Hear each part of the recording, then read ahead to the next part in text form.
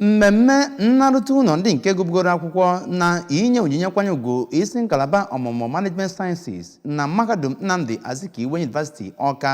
abụrụgo nke emechara ma tinye aka site n'okubu nke akpọrọ Mahadum ahụ ka ha gbaa mbọ wee chịkọta ozi ndị niile bụ ndị nke gụrụ akwụkwọ na ngalaba ahụ wee pụọ. Ya bụ ihe mmemme bụ nke achịkọbara na ọdụ ọgbakọba ansụ ma bụrụkwazị nke dọtara ọtụtụ ndị nke eji okwu ha agba izu nke gụnyere ndị nke gụwapụrụ akwụkwọ isi, ndị nke na-egwu okwe ndọrọ ndọrọ ọchịchị, ndị isi ụlọ na-emepụta ngwaahịa dị iche iche, ndị eze ọdịnala nakwazi enyi nke ya bụ Mahadum. Onye nta akụkọ anyị bụ Emela ga-ewetara gị akụkọ.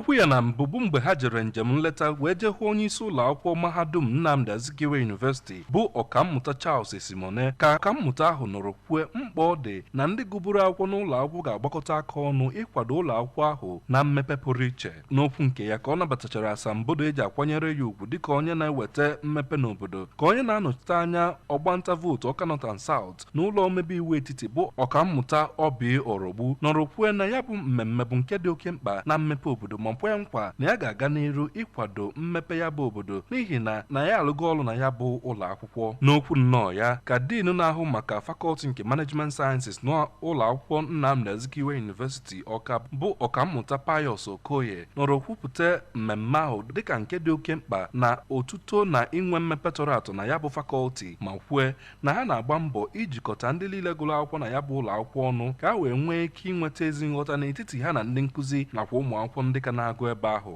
N'okwu nkụzi ya pụrụ iche ka dọkịnta Uche Nwaora bụ onye nọ dịka onye isi oche editorial board nke Daily Times Group of Newspapers mgbe ọ na-ekwu okwu n'isiokwu ọ kpọrọ Leveraging the Global Power of Alumni Association ka ọ nọrọ rịọ ndị isi ụlọ akwụkwọ ka ha gbaa mbọ hụ na ha nebara anya ma nwogharịa otu ha si akụziri ụmụ akwụkwọ ka ọ ghara ịbụ nke onye gụchaa ọ na-enwe obi mwute ịnasta azụ n'ebe ọ gụrụ akwụkwọ. Ya bụ mmemme bụziri nke pụrụ iche mgbe a nọrọ wee nye mmadụ ruru 53 ihe nkwanye ùgwù dị iche iche maka mbọ ha na-agba na mmepe obodo. Emechazikwa na ọ na ya bụ mmemme wee mee nnyocha ahụike nke emere n'efu.